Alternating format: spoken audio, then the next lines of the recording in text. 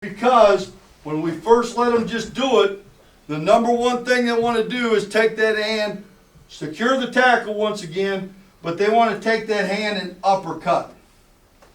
All right, and that's the worst thing you can do when you're trying to punch the pocket. Because all we're doing is knocking that ball back into what?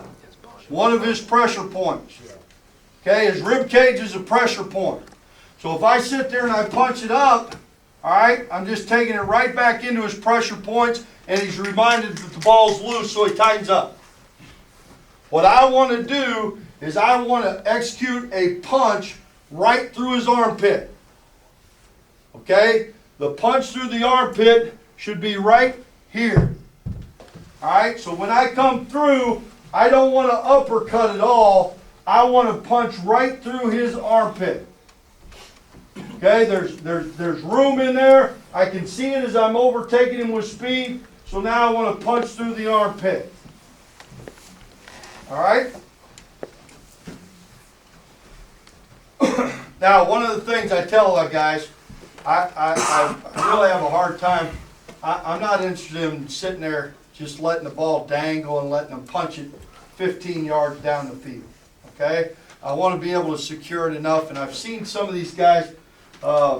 Somebody showed me a device the other day that I think would be nice, but you take old footballs, flat footballs, all right, and you take an old shoulder strap, all right, and you secure that to the laces, all right, with a hook or a clamp or something, and then you tape the other end of the shoulder strap, so now you've got a loop, okay, so now they've got the loop on their arm, and the hook stays on the laces, which that way you can punch and the ball doesn't go tumbling. But all I do is say, hey guys, let's secure the ball a little bit stronger. Let's make him work his technique. Don't make him a hero.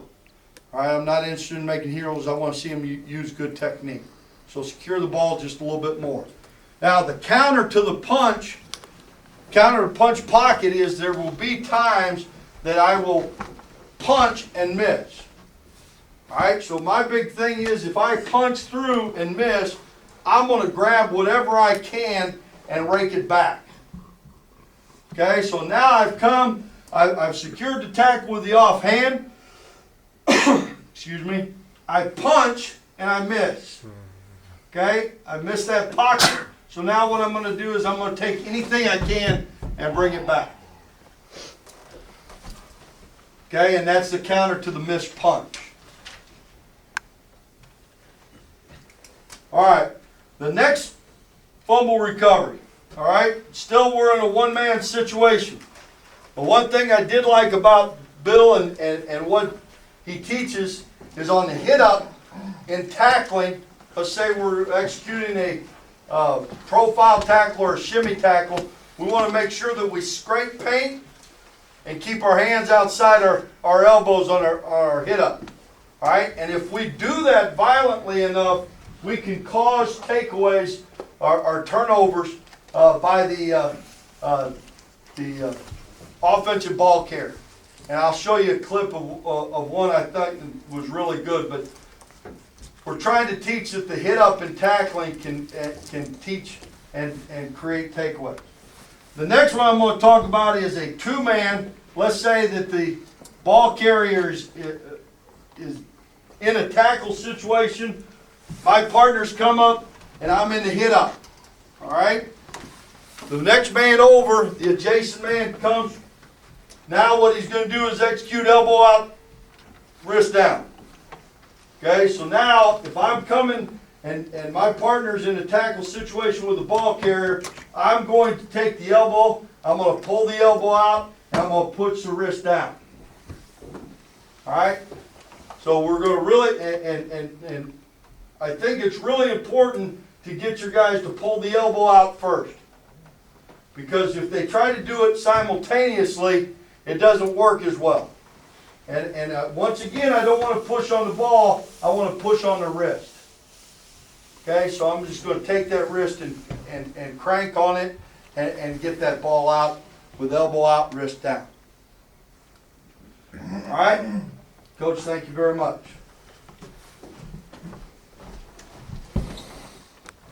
we like to also refer to takeaways and so forth as ball disruptions. And another ball disruption drill I do with a defensive lineman is being able to get batted balls. Okay, being in a move, being engaged in a rip.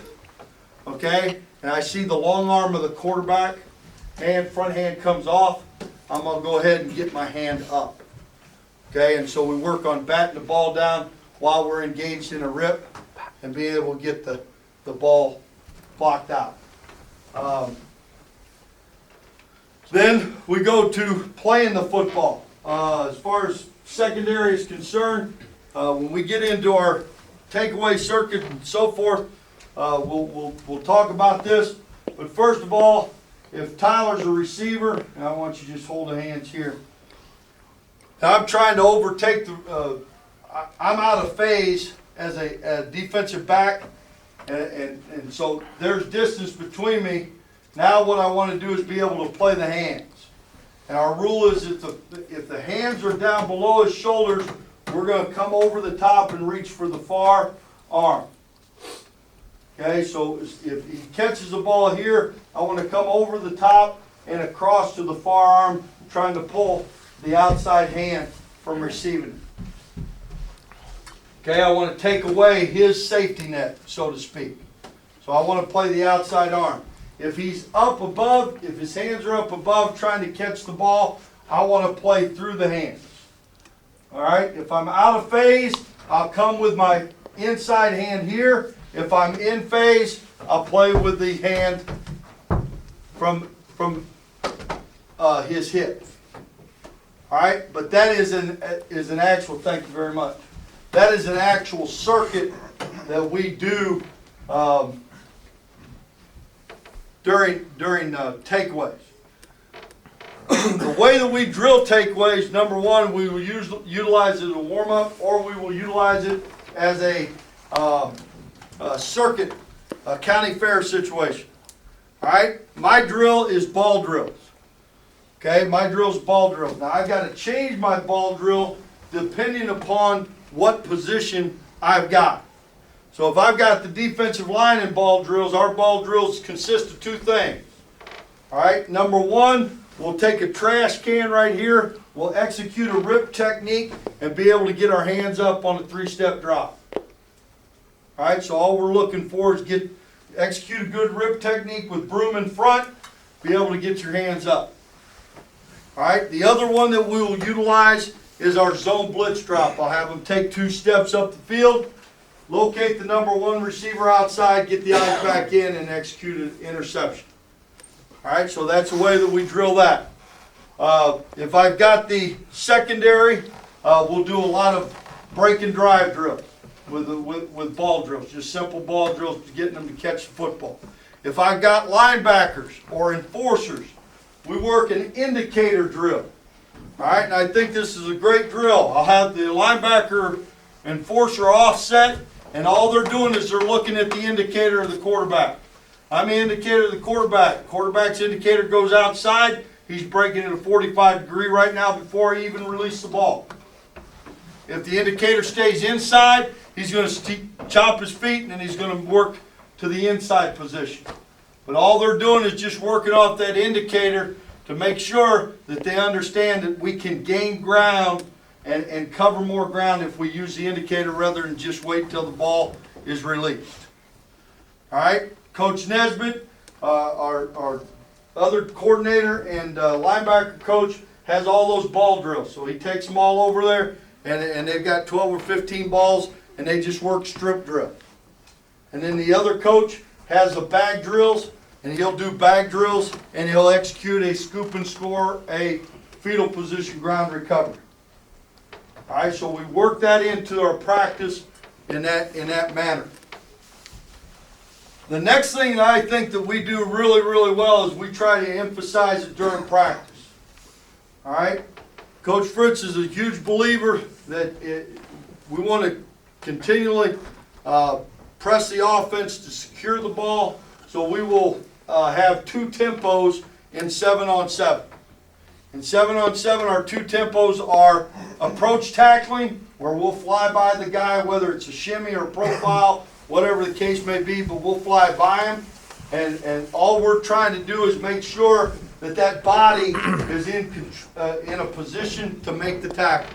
You know, so many times we see guys go to tagging the ball carrier and they're in terrible body position. They're just standing up, they just tag him off and so forth. We want to see them sink the hips, go ahead and hit up and finish wherever they might be on the field. And I think that has a lot of carryover. The other thing we will do, another tempo we'll execute, is tag off on the ball. Okay? So tag off on the ball tempo and 7-on-7 or teams means now we're going to go ahead and try to work strips, and we will work the strip all the way back to the huddle. Okay? The ball carrier, offensive ball carrier is told to run 25 yards after he crosses the line of scrimmage. We'll follow him all the way back to the huddle, and we'll punch the ball out, try to strip it, and so forth. But we try to emphasize that into our practice so that they get situations like they would in games. Mostly that's the way we work takeaways. You know, I think it's a vital part of it. I think it's something that you got to always put into practice one way or another, whether it be in a warm-up situation or a team situation or in a group county fair situation. All right? So now, how do I switch to the video? We're going to see fingertips over fingertips right here by a secondary player. It's a lot easier. You can see how violently he pulls, secures the tackle with the offhand. Might hit the light there, Coach. That's fine.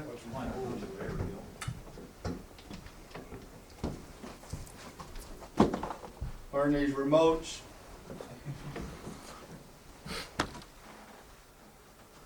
They wonder why you have an advantage at home. See it on the end zone here. That's another thing. That's another thing, guys, and this is something that we emphasize anytime it happens. Everybody around the football, we preach swarm, get into the football, we grade it and everything else. But anytime the ball's loose, we're all pointing in that direction. So before the referee even gets in the pile, his mind's made up what's going on here.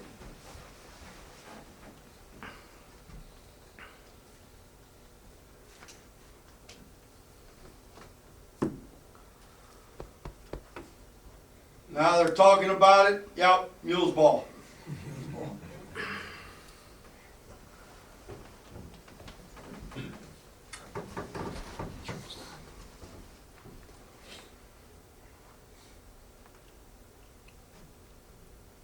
It's Emporia State in the middle of the conference.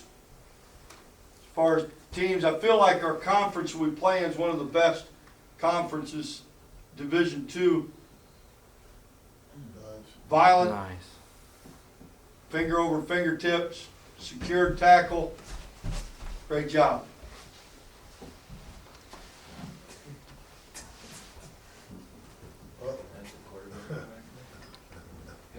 We would like to see number 38 over the pile pointing the other direction.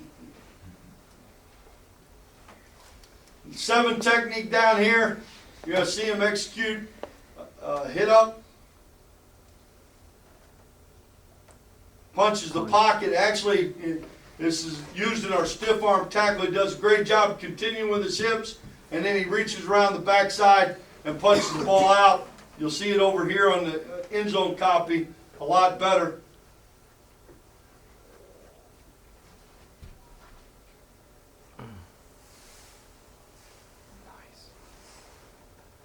Right there, he reaches back with his right hand and punches it out. Gives us great field position. Mule's ball, everybody's pointing. Tell the referee called it.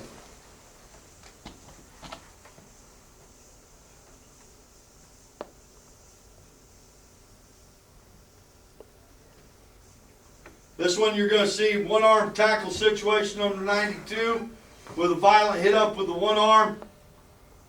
Causes a strip.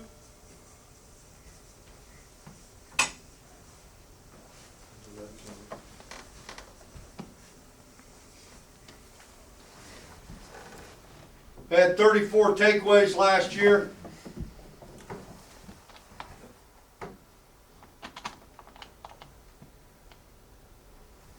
Great job of redirecting.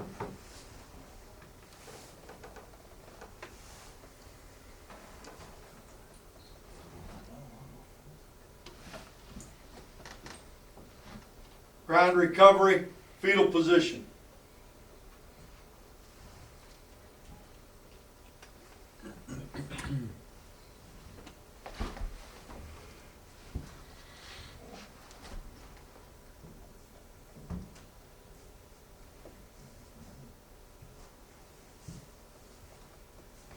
Now you're going to see elbow out, wrist down by number 9.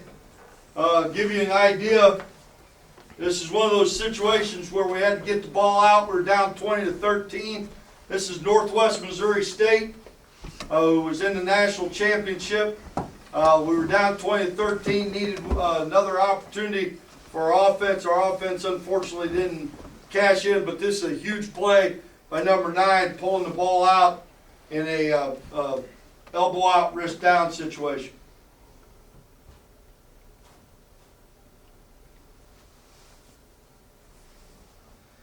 End zone copy will show it very clear. Huge play. Gave our offense a chance.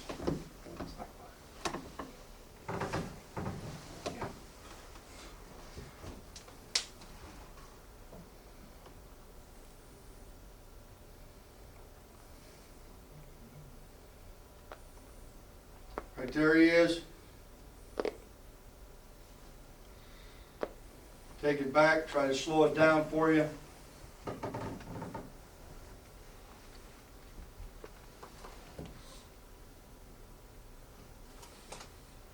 Elbow out, wrist down. Ball comes out.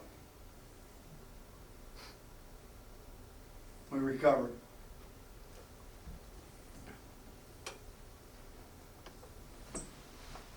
Now how about that Jumbotron? Division II, huh? That's what you got to freaking recruit against, huh? The thing about it, I'll tell you how bad it is. Coach Lover's a Pittsburgh State guy. The thing about it is this part disappears and they can show the entire screen as well. So, pretty nice deal for Division II. Now we're going to see a scoop and score situation. Now, I've got to play this one. Terrible score. We're obviously down. We gave this guy grief forever and ever and ever. Our corner who recovers this. Punch the pocket there. Get the ball out. Now we're in the scoop and score. Bend the hips. Great situation. Now watch this. Get rid of the goddamn ball. Hamstring cramps up. Find somebody to give it to, man. How about that? And he runs out of bounds. Not so good. That added insult to injury that day, boys. 49, 21, 28, 49, 28. But great job here, getting up, securing the ball. Not good. On our sidelines, right there in front of their fans. Brutal.